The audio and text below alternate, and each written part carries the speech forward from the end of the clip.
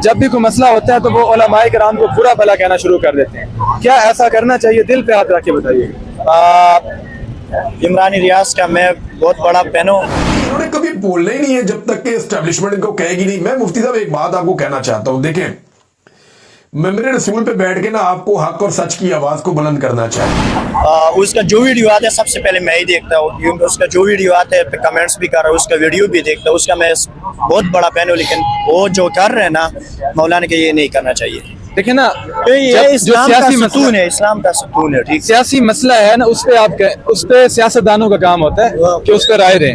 अब देखिए इस्तिस्ना वाली बात आई है तो मुफ्ती तकी उस्मानी साहब ने उस पर कहा कि भाई इस्लाम में इस्तिस्ना जायज़ नहीं है, उस पर फतवा आया है ना।